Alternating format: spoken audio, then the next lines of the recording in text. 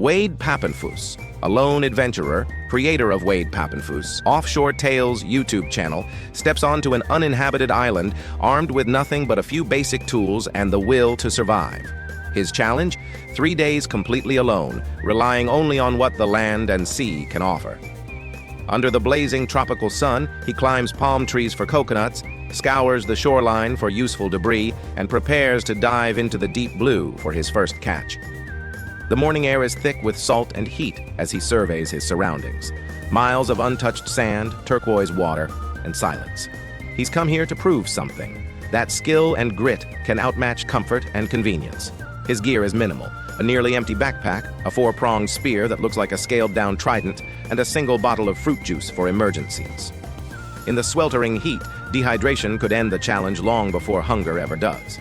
Alongside a small dive kit and a multipurpose knife, most of what he carries are just cameras to document the journey, because after all, content creation doesn't stop when survival begins. Venturing deeper into the island, he discovers what seems like paradise, palm trees heavy with coconuts. Without hesitation, he scrambles up one of them, agile and focused, hoping for a quick drink of coconut water. But when he cracks the shell open, disappointment hits. It's completely dry inside. Still, he refuses to waste it. Splitting the husk in half, he fashions a crude spoon and scrapes out the soft white flesh. Hunger makes everything taste better, and each bite feels like fuel. He saves half the coconut for later, a small reserve for the night ahead. Following the curve of the beach, he begins scavenging for washed-up materials. Luck is on his side. He finds a long rope tangled in seaweed and an old, dried coconut shell. These small treasures might prove invaluable later. Sitting for a moment on a driftwood log, he stares out at the horizon. It's just him, the waves and the wind. When the afternoon heat eases, it's time to hunt for dinner. He slips into his wetsuit, grabs his spear, and heads into the water. Instantly, the world changes. Beneath the surface, colors explode. Coral reefs glow in the filtered sunlight, and fish dart between rocks like streaks of living light. He spots a starfish resting on the sand, but releases it, unwilling to harm something so harmless. Deeper still, he startles a small school of fish hiding in coral. His first spear throw misses, the shaft vanishing into the seabed. He reloads, steadies his aim, and tries again. Another miss. The ocean makes every movement deliberate. Eventually, persistence pays off. A flash of red catches his eye, a medium-sized fish weaving near a rock ledge. He takes the shot and connects. The catch isn't huge, but it's fresh, and that's enough. A few more dives bring mixed results, some near hits, some complete misses. But soon, he surfaces with a pair of decent fish glinting under the sun. As he wades back toward shore, he spots movement among the rocks. A small bird, clearly injured and struggling to stay upright. Waves crash dangerously close, and the rising tide could easily drown it. He approaches carefully and lifts the trembling creature from the stones. It pecks weakly at his hand, frightened, but he knows leaving it there would mean certain death. Carrying it to higher ground, he finds a dry patch of sand, sets it down gently, and watches it calm under his touch. For now, it will live. A small victory in a place that rarely gives second chances. With daylight fading, he turns to dinner. The fish need cleaning, and their sharp fins and teeth demand caution.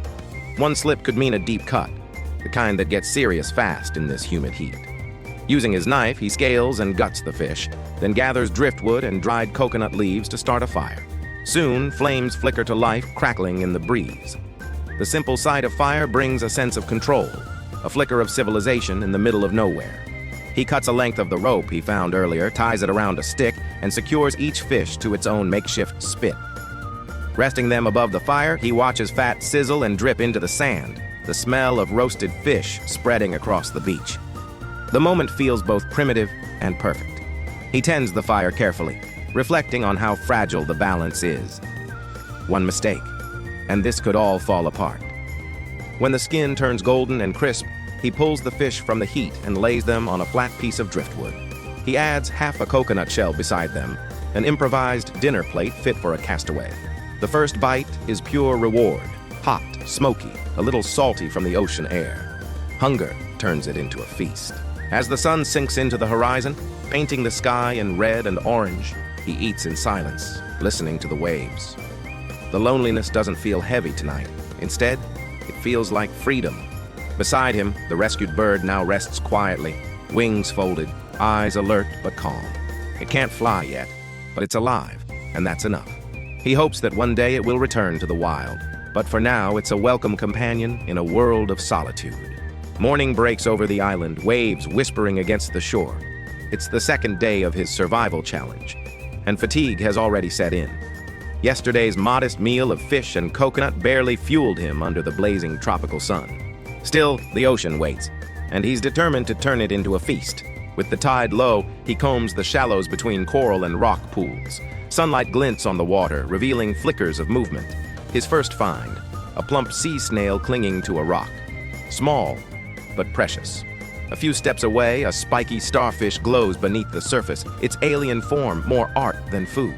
He studies it for a moment, then releases it back to the sea.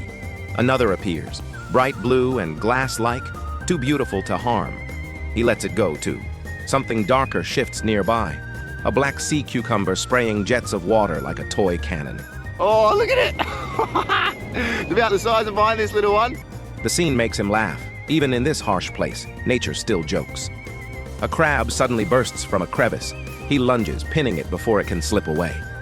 The shell gleams in the sun, claws wide, ready to fight. It's a decent catch, but far from enough. He drops it into his bucket and moves on. The hunt takes a strange turn when he spots something that looks like a swimming centipede, a bristle worm. Its venomous spines glint sharply, strong enough to cut metal. He watches, uneasy but fascinated, before leaving it alone. Moments later, he finds an old pair of sandals and mushrooms growing from damp wood. Curiosity tempts him to check. Inside, only the remains of insects. He tosses them away. Not everything that grows here should be eaten. Further along the rocks, a sea urchin hides in a shallow pool. He cracks it open with his knife and scoops out the orange flesh. It's bitter, oceanic, strange, but food nonetheless. As he wipes his blade, something stirs again. Between two stones, a shadow moves, long, slick, alive. A sea eel. He crouches, pulse quickening. The eel's metallic skin glints under the water. He strikes fast and misses. The creature vanishes into a crack. He pries at the rocks, flips stones, tries again. The chase turns absurd. Man versus fish, patience versus speed. Then the moment comes. The eel darts out and his blade drops. A quick, heavy strike. The water bursts with motion, twisting, thrashing, desperate. He hits again, ending it cleanly. When it's over, he lifts it high, smiling. Not huge, but a victory nonetheless. On an empty stomach, every catch feels like triumph. He holds it to the light, its skin flashing silver. For the first time that day, he laughs. On the way back to camp, luck finds him again. He pries an oyster off a rock and eats it raw, salty, sweet, alive with flavor. A few steps later, another crab catches his eye. He pulls it from its burrow, only to find it already dead. Looking closer, he notices a much larger crab feeding on it. He snatches the giant claw before the predator retreats. Even that feels like treasure. The sun dips low as he returns to camp. He builds a fire, the smoke rising in soft spirals. A flat rock becomes his grill, heating until it glows red beneath the flames. He lays his catch, eel, crab, and snail, across the surface. The smell of roasting seafood drifts through the salt air, a promise of warmth and reward. He sits beside the fire, its light flickering on his face. Cracking open the crab claw, he tastes the meat, sweet and buttery, a perfect 10. The snail takes more effort, its shell almost impossible to break, and the taste isn't worth the trouble. But the eel, smoky, fatty, delicious, makes up for everything. For a moment, he forgets where he is. Another day survived. Another test passed. Dawn of day 3. He wakes weak and dizzy. Yesterday's small meal isn't enough anymore. Thirst gnaws at him. The bottle of fruit juice he's been saving since day 1, his last reserve, finally comes out. He drinks it all at once, the sweetness flooding through his veins, reviving him instantly. Strength restored, he's ready for one final challenge. This time, he won't stay near shore. He hitches a ride with local fishermen heading into deeper water, borrowing a professional spear gun. Once overboard, he dives into the vast blue. The sea below is colder, darker, alive. Schools of fish shimmer around coral towers. A sea snake glides nearby, elegant and unnerving. Fear flickers through him, but curiosity wins. He swims closer. A medium-sized fish crosses his path. He steadies, aims, fires, miss. Again and again he tries, each shot off by inches. The sea humbles him with every mistake. Down here, Hesitation means hunger. Then a movement in the distance, a shadow, huge and sinuous. As it nears, the shape becomes clear, a giant eel, far larger than any he's seen. It slides through the water like a myth come alive. He positions himself, lungs burning, waiting for the right second. One shot, he thinks. Just one. The spear fires. Perfect hit. The water erupts. When he drags it toward the surface, he can hardly believe the size. Thick as his arm, almost as long as he is tall. Back on the beach, he studies the strange creature. Its slick body gleams with spots that shimmer faintly under the fading light, like living metal. It's beautiful and eerie all at once, his greatest catch yet.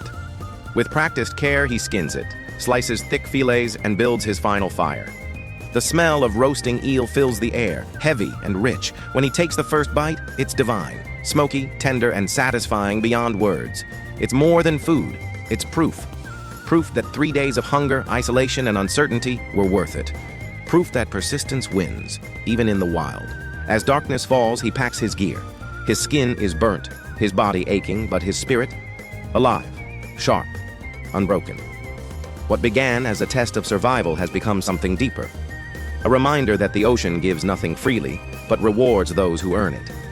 The 3-day challenge is over. Yet, as he looks back one last time at the glowing horizon, he knows this adventure isn't ending. If you love real outdoor adventures and raw survival moments, hit subscribe to Catch and Cook Survival and join us on the next journey.